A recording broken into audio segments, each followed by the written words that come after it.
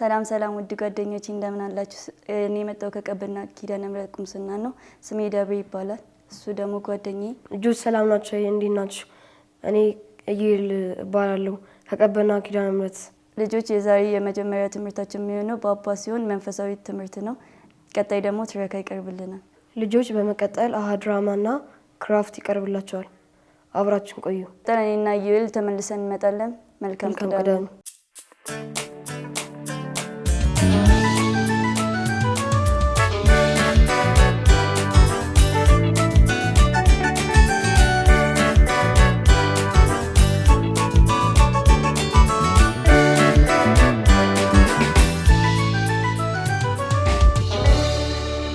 እሺ ልጆች ሳምንት ሲሆን ሰነበታችሁ ነው የሚባለው ወይስ ቆያችሁ ነው የሚባለው ወይስ ምንድነው?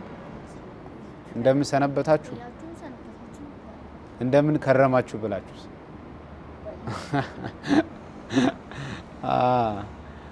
እሺ እግዚአብሔር ስለጠበቀን እንደዚህ እንድንገናኝ ስላደረገ ስሙ ለዘላለም የተመሰገነ ይሁን።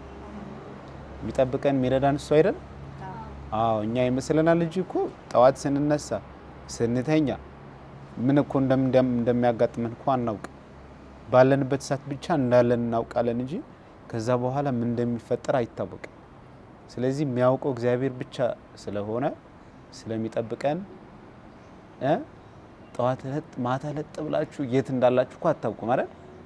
ግን ጠዋት ደግሞ ብድግ ብላችሁ ትነሳላችሁ አይደል? ምንም እናውቀው ነገር እኮ የለም። ሁሉም ሰው እንደዛ ነው። እና ለዚህ ሁሉ ጥበቃው ለዚህ ሁሉ እንድነሳም እንድንተኛም እንድንማር እንድንሰራ እንድንናገር ብዙ ነገር መጥቀስ ይቻላል።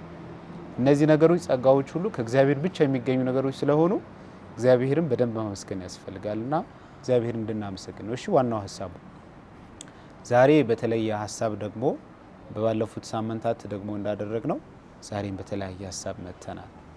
ዛሬ አንድ ከወንጌል ትልቅ ሐሳብ የያዘ ትምህርት ነው የምንነሳው። እስኪ በልባችሁ ምን ይሆን ብላችሁ ታስባላችሁ?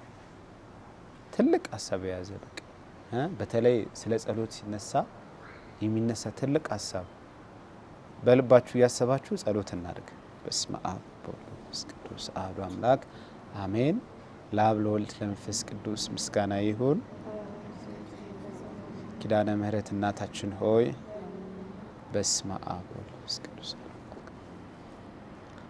ጠይቁ ይሰጣችኋል። ሰምታችኋል? ከዚህ በፊት ይሄ እኮ ሰዎች ያመጡት አባባል እኮ አይደለም፣ ክርስቶስ የተናገረው ነገር ነው። እሺ ጠይቁ ይሰጣችኋል፣ አንኳኩ ይከፈትላችኋል። ለምኑ ይሰጣችኋል፣ አንኳኩ ይከፈትላችኋል። እና አንድ ሰው የሆነ ቦታ ተልካችሁ በሩ ዝግ ነው እንበል፣ ዝም ብላችሁ በሩ ጋር ብትቆሙ ምንድነው መልስ የምታገኙ? ምንም አታገኙ። ምናልባት እንደ እድለኛ ከሆናችሁ የሆነ ሰው በውስጥ በኩል አይቷችሁ መጥቶ ሊከፍትላችሁ ይችላል። እና ለምን እንደመጣችሁ ካልተናገራችሁ በቃ አይታወቅም። ስለዚህ በእግዚአብሔር ቤትም እንደዛ ነው። እንዴት ነው? እንድንለምን፣ እንድንጸልይ፣ እንድንጠይቅ እድል ተሰጥቶናል ማለት ነው። ገብቷችኋል? ሐሳቡ ይሄ ነው። እግዚአብሔር ለምኑኝ፣ ጠይቁኝ፣ ሐሳባችሁ ለኔ ግለጹልኝ። ምንም እንኳን እናንተ የሚያስፈልጋችሁ ነገር ባውቅም ያውቃል እኮ እግዚአብሔር የሚያስፈልገን ነገር ጥንቅቅ አድርጎ ያውቃል። በነገራችን ላይ አንድም አይስትም፣ አንድ ነጥብ ራሱ አይስትም። እግዚአብሔር የሚያስፈልገን ነገር ጥንቅቅ አድርጎ ያውቃል። በመጽሐፍ ቅዱስ አንድ ታሪክ አለ። አንድ በጣም ጨካኝ የሆነ ዳኛ ነበር እና ዳኛ ማለት እንግዲህ ብዙ ጉዳዮች ይይዛል አይደል? የሰፈር ጉዳይ፣ የቤተሰብ ጉዳይ፣ ብዙ ነገሮች ይይዛል። ከህግ ጋር በማገናኘት ለመፍታትና መፍትሄ ለማምጣት ማለት ነው። እና ይህ ሰውዬ እንግዲህ ፈራጅም ነው እና አንድ ሴትዮ አለች ደግሞ ከባላጋሬ ጋር ያለኝን ችግር እባክህ በቃ መፍትሄ ስጠኝ፣ በቃ አልቻልኩም ብላ በየጊዜው በየቀኑ በየጧቱ ትመጣና ታንኳኳለች። ገብቷችኋል? እና ይህ ሰውዬ በቃ ይደብረዋል። ሁሉ ጊዜ ትመጣለች። በቃ ይቺ ሴትዮ እንደውም በአሁን አባባል በቃ አትፋታኝ ማለት በቃ እቺ ሴትዮ ስለማትፋታኝ አንድ ነገር ማድረግ አለብኝ ይላል። አሁን ይሄ ሰውዬ ርህራሄ ተሰምቶት አይደለም፣ ስለ ሴትዮዋ ማዝኖ አይደለም። ገብቷችኋል? ስለ ሴትዮዋ ማዝኖ ሳይሆን ጠዋት እየመጣች በሩ እያንኳኳን እንዳትረብሸው ብቻ በማሰብ ምን ያደርግላታል? በቃ ፍርድ ስጣትና ለገላግላት በቃ ይልና ይነሳል። ከዛ በኋላ ፍርዱን ይሰጣታል። ሴትዮዋም መፍትሄ ታገኝና ዝም ትላለች። አሁን የዚህ ሰውዬ ልብ እንግዲህ ጨካኝ ልብ ነው እና እግዚአብሔር ደግሞ ይህን ምሳሌ ራሱ ነው ያመጣው ኢየሱስ ክርስቶስ በነገራችን ላይ ለሐዋርያቱ ሲያስተምራቸው እና ይሄ ጨካኝ ዳኛ አስቡት፣ ምንም እንኳን ለዚህ ሴትዮዋ ባያስብ እንኳን እንዳትነዘንዘውና ድጋሚ እየመጣች እንዳትጠይቀው ምን ያደርግላታል አለ? መፍትሄ ይሰጣታል፣ ችግሩ ይፈታላታል ይላል። እና እጅግ ለሚወዳችሁና ለሚያፈቅራችሁ አምላክ ጸሎት በየቀኑ ብታቀርቡ እንዴት ብሎ ነው መልስ ሳይሰጣችሁ የሚዘገየው? ስለዚህ ወደ እግዚአብሔር ጸልዩ፣ ወደ እግዚአብሔር ልመናችሁን አቅርቡ፣ ልመናችሁን ጸሎታችሁን አቅርቡ፣ እግዚአብሔር ደግሞ ይሰማና ይፈጽምላችኋል። ትንሹ ምሳሌ የዚህ ሴትዮዋ ምሳሌ አስቡ። ይሄ ሰውዬ እንግዲህ ምንም እንኳን ርህራሄ በልቡ ባይኖርም አድርጎላታል። የጠየቀችው ነገር ቆይቶም ቢሆን ፈጽሞላታል አይደል? ነው አይደለም? እግዚአብሔር ደግሞ እኛ እንኳን መውደድ ይቀርና ለዘላለም ሕይወት የፈጠረን እስከ መስቀል ድረስ በመሞት በስቃይ በመከራ ያዳነን እግዚአብሔር ስንጠይቀው እንዴት አይሰጠን? ይሰጠናል አይሰጠን? በእምነት በመተማመንና ተስፋ በማድረግ እግዚአብሔር እንደሚሰጠን እናምናለንና ስለዚህ ጸሎት ከማድረግ ጸሎት በእግዚአብሔር ፊት ከማቅረብ መድከም አያስፈልግም። እሺ ገብቷችኋል? ለእግዚአብሔር ግን የሚቀርብ ጸሎት ግን በንጹህ ልቦና የሚጸለይ ጸሎት ነው። በንጹህ ልቦና ማለት ለምሳሌ ከአንድ ሰው ጋር ተጣልቻለሁና ጌታ ሆይ እቺን ሴትዮዋ ወይ ይሄን ወን እግሩን ስበርልኝ አይባል። ገብቷችኋል? ጌታ ሆይ በቃ ከዚህ ሰው ጋር እንደዚህ ነገር አለኝ በቃ በትዕግስት ማለፍ እንድችል ወይም በጸባይ ወይም በትዕግስት ከሱ ጋር መታረቅ የሚችልበትን ጸጋህን ስጠኝ፣ እሱም ደግሞ ክፉ ጸባዩን አስወግድለት፣ በሰላም እንድንኖር አድርገን የሚል ጸሎት ግን ወደ እግዚአብሔር ስትጸልዩ ግን እሱ ይሰማል። ገብታችኋል? እቴነሽ ለምሳሌ አሁን ጌታ በቃ ጎረቤቴ እንደዚህ አይነት ችግር አለበት፣ በቃ ከጎረቤቴ አንሳል፣ ከዚህ ጋር አንሳልኝና እኔ ሰላማዊ ኑሮ ልኑር ብትይ የሚሰማሽ ይመስልሻል? እግዚአብሔር ይሰማሻል? ጎረቤትሽ ከዛ ያነሳልሻል? እንደዛ አይነት ጸሎት ሳይሆን እግዚአብሔር የሚሰማው ጌታ ሆይ ጎረቤቴ ክፉ ጸባይዋን እንድታገስ ጸጋህን ስጠኝ፣ ጌታ ሆይ የጎረቤቴ መጥፎ ጸባይ አንሳላት፣ በሰላም እንድንኖር በፍቅር እንድንኖር አድርገን ብለሽ ወደ እግዚአብሔር መለመን ነው እንጂ እግዚአብሔር ክፋት ማድረግ አይችልም። ግልጽ ነው። ይሄ ሰውዬ እግሩን ስበርልኝ፣ ይሄ ሰውዬ አይኑን አጥፋልኝ። አሁን እንደዚህ አይነት ጸሎት እግዚአብሔር ይሰማል? አይሰማም አይደል? አይሰማም። እግዚአብሔር በንጹህ ልቦና በእግዚአብሔር ፊት ክብር ያለው ጸሎት የሚሆነው ምንድነው? በምንም አይነት ክፋት ያላደፈ በኃጢአት ያልተበረዘ ንጹህ ሕሊና ንጹህ ሀሳብ ይዘን በእግዚአብሔር ፊት ልክኛ ምንም የተደበቀ ማንነት የለን። በነገራችን ላይ በእግዚአብሔር ፊት በቃ እጅግ ፀሐይ ምንም የሆነ ነገር ስታይ ምንም ነገር ሳይቀር የሚታይበት ጊዜ አለ አይደል? በእግዚአብሔር ፊት እኛ እንደዚህ ነን። ጥርት አድርጎ ነው የሚያየን። የልባችን ሀሳብ የአእምሯችን ሀሳብ ጥንቅቅ አድርጎ ነው የሚያውቀው። ስለዚህ ጌታ ሆይ እንደዚህ እንድታረግልኝ ምናምን ደግሞ መሸፋፈንም አያውቅም እግዚአብሔር። ገብቷችኋል? በንጹህ ልቦና ደስ በሚል አንደበት ጌታ ሆይ እኔ እንደዚህ ነገር አለብኝ እባክህ፣ የቤተሰቤ ነገር እንደዚህ ነገር አለ እባክህ፣ የጓደኞቼ እንደዚህ ነገር አለ እባክህ፣ ፍቃድ ቢሆን እንደዚህ ብታደርግልኝ ደስ ይለኛል። መልካም ሀሳብ ነው ለእግዚአብሔር። ምኞታችሁን ጸሎታችሁን የምታቀርቡት እንደማለት እሺ። ስለዚህ ስለ ቤተሰባችሁ፣ ስለ ራሳችሁ፣ ስለ ትምህርት ቤት ይሆናል፣ ስለ ሀገር ይሆናል፣ ስለ ምንም ነገር ግን መልካም ሀሳብ ይዛችሁ በእግዚአብሔር ፊት ቀርባችሁ ለምኑት። ወደ እግዚአብሔር መታችሁ በሩን አንኳኩ።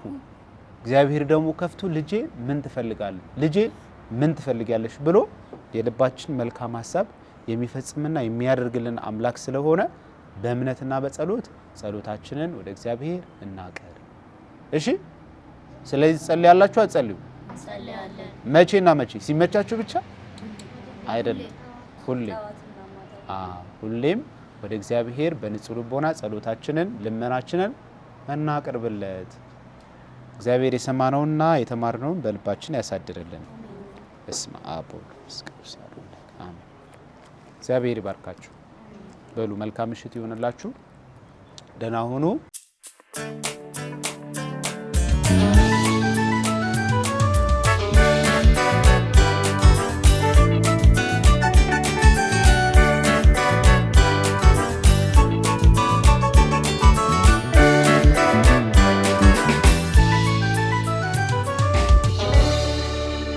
ሰላም ልጆች እንዴት ናችሁ?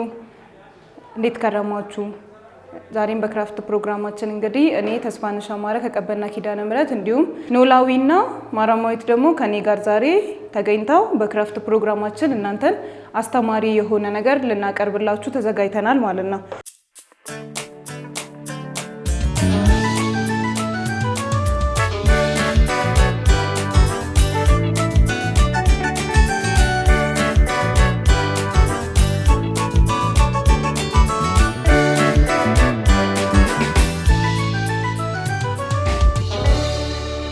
ስለዚህ ዛሬ በክራፍት ፕሮግራማችን እግዚአብሔር ምን ያህል የፍቅር አምላክ እንደሆነ እግዚአብሔር በምን ያህል ፍቅር እንደሚወደን ለማሳየት ደስ የሚልና የተለያዩ ከለሮችን ያካተተ ጥሩ የሆነ ክራፍት የምንሰራላችሁ ይሆናል ማለት ነው። ስለዚህ ይሄንን ክራፍት ለመስራት የሚያስፈልገን ልክ እንደተለመደው ማጣበቂያ፣ የተለያዩ አይነት ከለር ያላቸው ወረቀቶች፣ ልክ እንደዚህ የተቆራረጡ ወረቀቶች ያስፈልጉናል። ከዛ ደግሞ እናንተ የፈለጋችሁት ከለር ወረቀት ሊሆን ይችላል። ነገር ግን እኛ ነጭ ወረቀት እንጠቀማለን ማለት ነው። አንድ ሙሉ ወረቀት ትጠቀማላችሁ። እንደገና ደግሞ ሌላ ግማሽ የሆነ ወረቀት ትጠቀማላችሁ።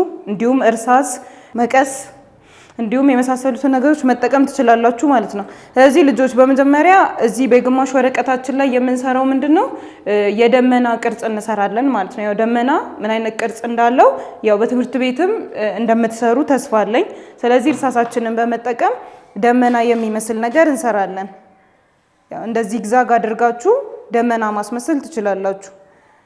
ልክ እንደዚህ አድርጋችሁ ካወጣችሁ በኋላ ደመና እንዲመስል ካደረጋችሁ በኋላ ከዛ ይሄንን ቆርጦ ማውጣት ይሆናል ማለት ነው። ስለዚህ መቀሳችንን በመጠቀም ይሄንን ቅርጽ ቆርጠን እናወጣለን።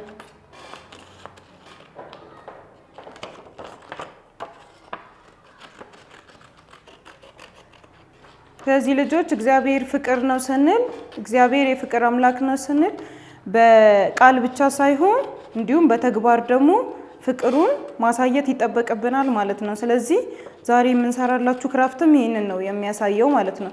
ስለዚህ የፍቅር አምላክ መሆኑን የተለያዩ ከለሮችን በመጠቀም ልንገልጸው እንችላለን ማለት ነው።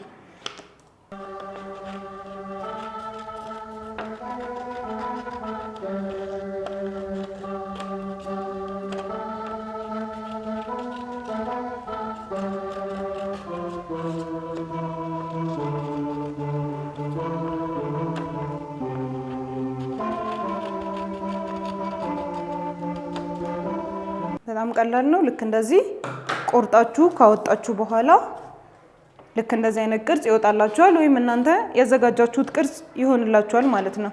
ግን ደመና ቅርጽ ቢሆን የተመረጠ ነው። ስለዚህ እንደዚህ ካደረግን በኋላ አሁን የሁለተኛው እንትናችን የሚሆነው በዚህ በኩል በእርሳስ የጻፍንበት ስለሚሆን ውበቱን እንዳያጠፋብን ንጹህ በሆነው ቦታ ላይ መጀመሪያም ማስተላለፍ የፈለግነው እግዚአብሔር ፍቅር መሆኑን ስለሆነ ምን ብለን እንጽፋለን? እግዚአብሔር ፍቅር ነው ብለን እንጽፋለን። ማርከር መጠቀም ትችላላችሁ፣ እርሳስ መጠቀም ትችላላችሁ፣ ስክሪፕቶ መጠቀም ትችላላችሁ። ስለዚህ እኛ ደግሞ ማርከራችንን ተጠቅመን እንጽፋለን ማለት ነው። ስለዚህ እንጽፋለን።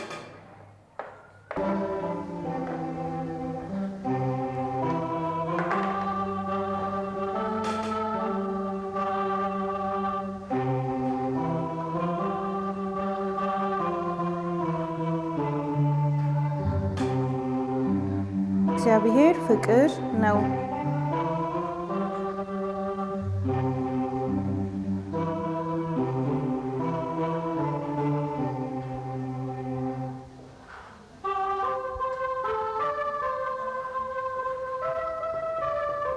ስለዚህ እናንተ በፈለጋችሁት መንገድ ማሳመር ትችላላችሁ።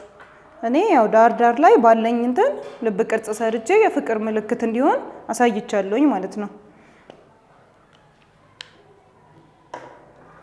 እሺ ልጆች በጣም ጎበዝ። ልክ እንደዚህ እንደሰራችሁ ተስፋ አድርጋለሁኝ።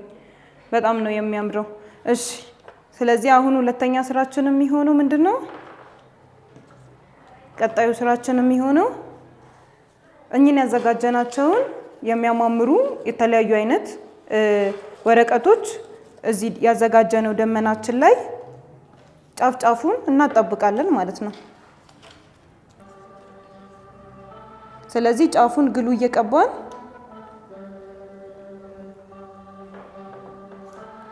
ጫፉን ብቻ ግሉ እያስነካን ትንሽ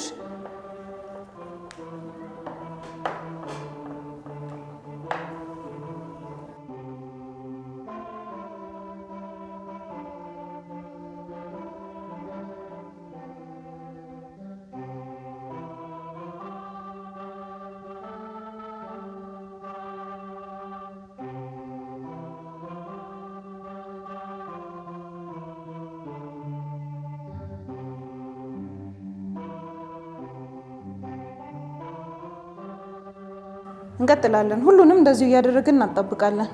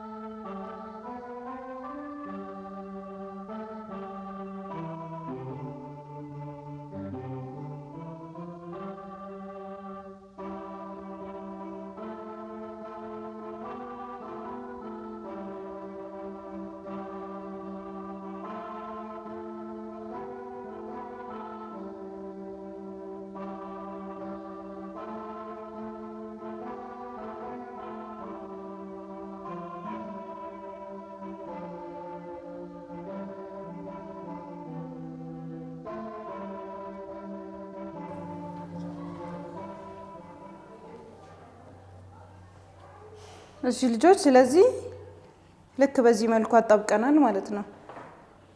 እሺ ስለዚህ ልጆች ስራችንን አልጨረስንም። አሁን ደግሞ ወደ መጨረሻው ስራችን እየሄድን ነው ማለት ነው። ስለዚህ ልክ እንደዚሁ እንዳለ ከላይ ደግሞ ይሄንን እግዚአብሔር ፍቅር ነው የሚለውን የለጠፍንበትን ወይ ደግሞ ደመናችንን ከላይ ማጣበቂያ እንቀባዋለን።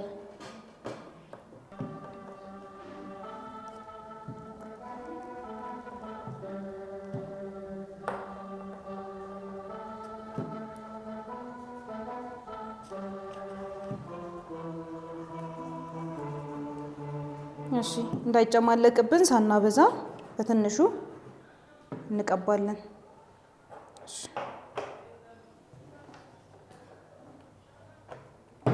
እሺ ስለዚህ አሁን ትልቁ ወረቀታችን ላይ ማጣበቅ ይሆናል ማለት ነው። ገልብጠን እናጣብቀዋለን።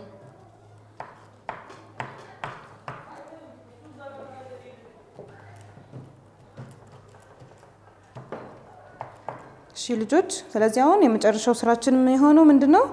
እነዚህን ያጣበቅናቸውን ወረቀቶች ከፍ ከፍ እያደረግን ልክ በዚህ መልኩ ከፍ አድርገን ወደ ላይ ያመጣን እናጣብቃቸዋለን ማለት ነው። ስለዚህ አሁንም ግሉ እየተጠቀምን ማጣበቂያችንን እየተጠቀምን ወደ ላይ ያመጣን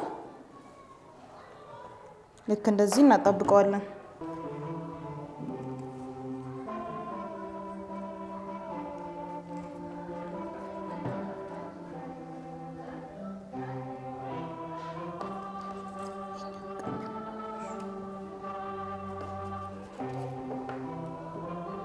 እሺ ሁሉንም በዚህ መልኩ እናጣብቃለን።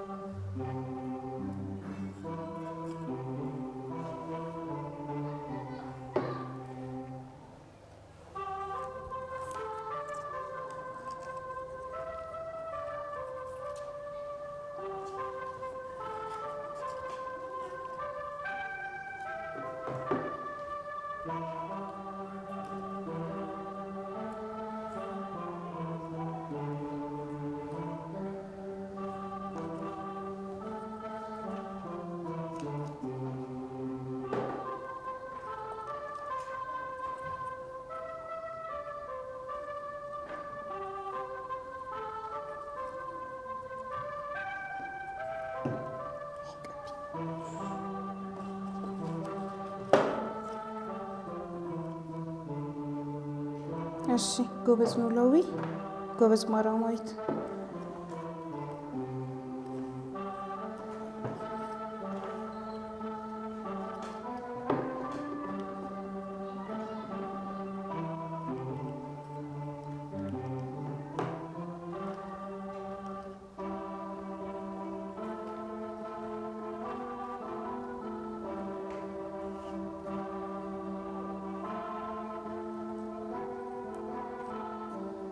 እሺ ልጆች፣ ስለዚህ ስራችንን ጨርሰናል። እስቲ ለልጆች ከፍ አድርገን እናሳያቸው። እሺ ልክ በዚህ መልኩ በጣም በሚያምር ሁኔታ የእግዚአብሔርን ፍቅር ትልቅነትና የእግዚአብሔርን ደግሞ ቸርነት፣ ምሕረት ለማሳየት ልክ በዚህ መልኩ በሚያምር መልኩ እንደዚህ አድርገን አቅርበንላችኋል ማለት ነው። ስለዚህ ልጆች እግዚአብሔር ፍቅር እንደሆነ የምትመሰክሩበት፣ የምታሳዩበት እንዲሁም የምታንጸባርቁበት ልክ እንደዚህ የሚያምር ነገር እየሰራችሁ ደግሞ ራሳችሁን በእግዚአብሔር ፍቅር የምታዳብሩበት የምትኖሩበት እንዲሆንላችሁ ደግሞ እንጠይቃችኋለን። እንዲሁም ዛሬ በዚህ ክራፍት ደግሞ ከኛ ጋር ስለነበራችሁ በጣም እናመሰግናለን። መልካም ሳምንት ይሁንላችሁ። ተነሳላችሁ፣ ደስ ይበላችሁ፣ ከእግዚአብሔርም ጋር አስታረቃችሁ። ሰብሮ መቃብሩን ተነሳልን፣ የክብር ንጉሥ ተነሳ ኢየሱስ።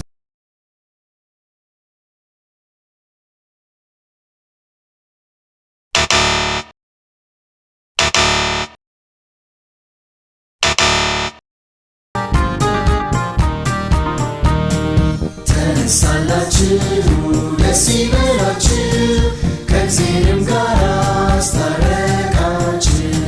ሰብሮ መቃብሩን ተነሳልን፣ የክብር ንጉሥ ተነሳ ኢየሱስ።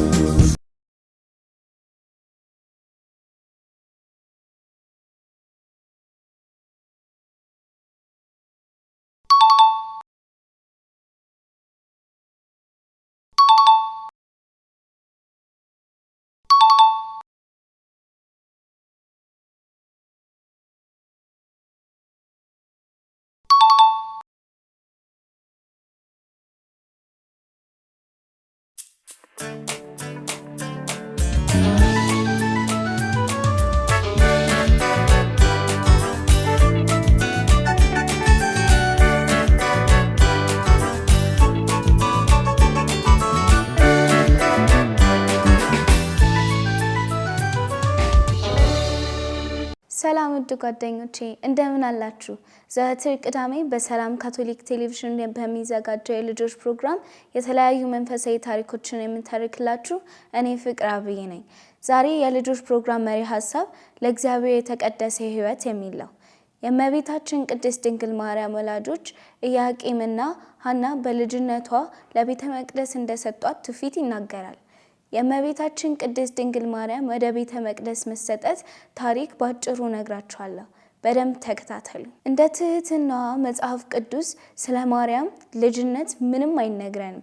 ይሁን እንጂ ጥንታውያን ቤተ ክርስቲያኖች ወንጌል ከሚነግረን ከመልአኩ ብስራት በፊት ስለነበረው ሕይወቷ የማወቅ ጉጉት አደረባቸው። ከብሉይ እና ከአዲስ ኪዳን ምንባቦች በመነሳት ለተወሰኑ ታሪኮች ቀደም ብለው ይነገሩ ነበር። በጣም የተለመደ የጥንታውያን ክርስቲያኖች ታሪክ ስለ ማርያም በቤተ መቅደስ ውስጥ መቅረቧ ይናገራል። ኢያቄምና ሐና ሴት ልጃቸውን ለእግዚአብሔር በኢየሩሳሌም ቤተ መቅደስ አቀረቡ። የነቢዩ ሳሙኤል እናት ሌላኛዋ ሐና ልጇን ክብሩ በተገለጠበት በድንኳን ውስጥ ለእግዚአብሔር አገልግሎት እንዳቀረበችው አንደኛ ሳሙኤል ምዕራፍ 1 ከ21 እስከ 28። በተመሳሳይ መልኩ ከጥቂት ዓመታት በኋላ ማርያምና ዮሴፍ የተወለደውን ሕፃን ለጌታ ለማቅረብ ወደ ቤተ መቅደስ ያመጡት ሉቃስ 2 ምዕራፍ 2 ከ22 እስከ 38 ይናገራል። ለቤተ መቅደስ የቀረበችው ማርያም በነፍስም በስጋም ውበቷና ጸጋዋ ሁሉ ለጌታ ነበር። ልክ ኢየሱስ ለቤተ መቅደስ ከቀረበ በኋላ እንደሆነው ማርያም ከኢያቄምና ሐና ጋር በቤት ውስጥ መደበኛ ኑሮዋን ቀጠለች። ለወላጆቿ ተገዝታ በሴትነት እያደገች ማርያም ጸጋን የሞላባት ልቧ ለእግዚአብሔር ፍቅርና ለሰው ልጆች ፍጹም ራስን ለመስጠት ዝግጁ ነበረች። በዕለት ተዕለት ኑሮዋ እመቤታችን ቅድስት ድንግል ማርያም ማንም ሰው እንግዳ ነገር አያስተውልባትም ነበር። ቅድስና የሚማርክ ስለሆነ እንደ ቅዱሳን ሁሉ በዙሪያዋ ያሉትን ትማርካለች። በጸሎት ቅዱሳት መጻሕፍትን በጥልቀት በመረዳት የአዳኝን መምጣት በሚያበስሩት ትንቢቶች ላይ ብዙ ጊዜ ታሰላስል ነበር። የኤልዛቤትን ሰላምታ በሰማች ጊዜ በውስጧ ያለው መንፈሳዊ ብርታት በቅኔ ገልጣለች። እመቤታችን የእግዚአብሔር ብቻ እንደነበረች በነፍስም በስጋም ፍጹም ለደህንነት ምስጢር የተሰጠች ነበረች። ውድ ጓደኞቼ የእመቤታችን ቅድስት ድንግል ማርያም በቤተ መቅደስ መቅረብ ታሪክ እንደወደዳችሁ ታምናለሁ። ለዛሬ ያዘጋጀሁላችሁ መንፈሳዊ ታሪክ በዚህ ጨርሻለሁ። ትረካውን ያቀረብኩላችሁ እኔ ፍቅራዊ ነበርኩ። በሚቀጥለው ሳምንት ሌላ መንፈሳዊ ታሪክ ይዤላችሁ እመጣለሁ። መልካም ሳምንት ይሁንላችሁ።